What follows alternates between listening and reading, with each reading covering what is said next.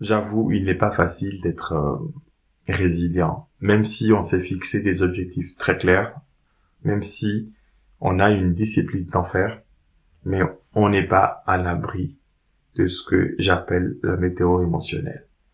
On n'est pas à l'abri de ces petites voix intérieures ou extérieures qui viennent te dire ce que tu fais.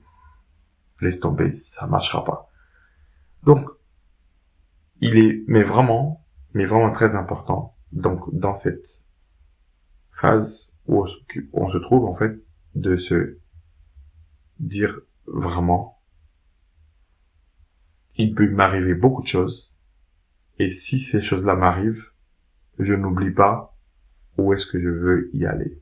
Donc, peu importe la météo, je garde en fait un cap. Et ça, si je prends le temps de faire une vidéo à part entière qui parle en fait du moment où tu doutes, du moment où tu te dis je ne suis pas légitime, je ne suis pas à ma place, ce que je fais c'est pas important, je devrais laisser tomber. Le moment où le bateau tangue, eh ben sache que pour tout navigateur, pour toute personne qui se lance dans un grand projet, il traverse en fait des phases de doute, de remise en question.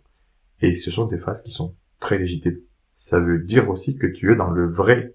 Et quand tu es dans le vrai, maintenant, il faut te donner les moyens, donc d'avancer, les moyens d'y parvenir.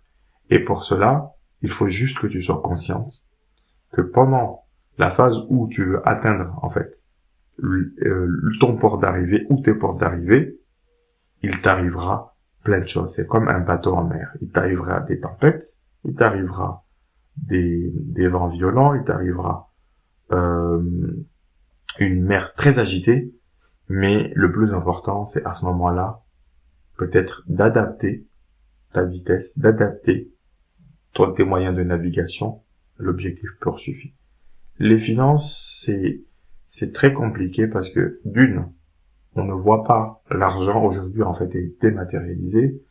De deux, on ne sait toujours pas si on y arrivera parce que on dépend aussi d'une rentrée, on dépend aussi de beaucoup de paramètres. Mais il faut croire en toi, il faut avoir une foi, il faut croire en tes capacités, donc de penser des choses, donc de les décider, de les mettre en place et de t'en tenir.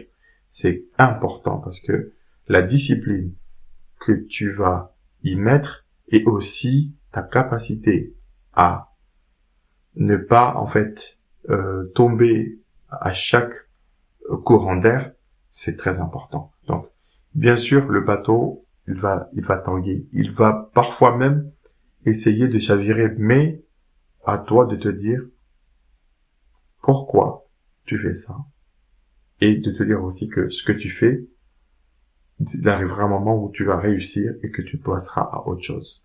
Donc ne te laisse pas gagner par le doute, n'abandonne pas en si bon chemin parce que tu as une météo émotionnelle, tu as des événements intérieurs, extérieurs qui te font douter de toi. Il faut juste te dire que ça fait partie du voyage d'avoir quelques zones de turbulence.